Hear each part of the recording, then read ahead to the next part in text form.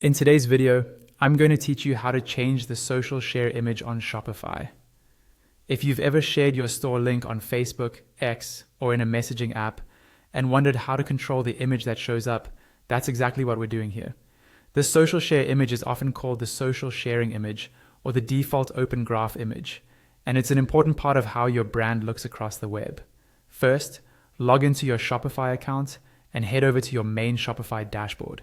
This is the home screen where you can see your orders, products, analytics, and other store information.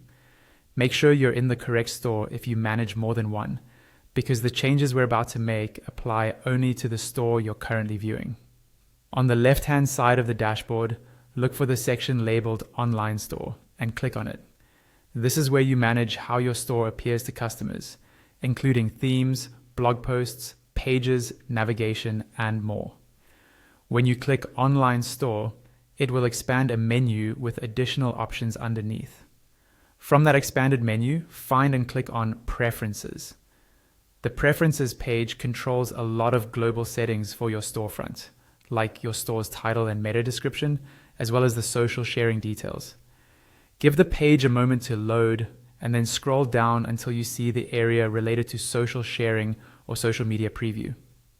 In that section, you should see the current image that's being used when someone shares your homepage link. Right next to it, there will be a button labeled Change.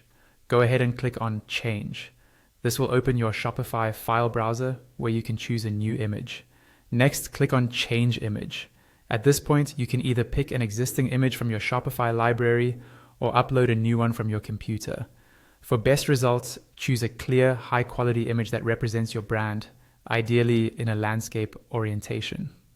Many platforms prefer a rectangular image, so avoid very tall or tiny images, as they may be cropped or look blurry. Once you've selected your new image, confirm your choice so it appears in the social sharing preview area.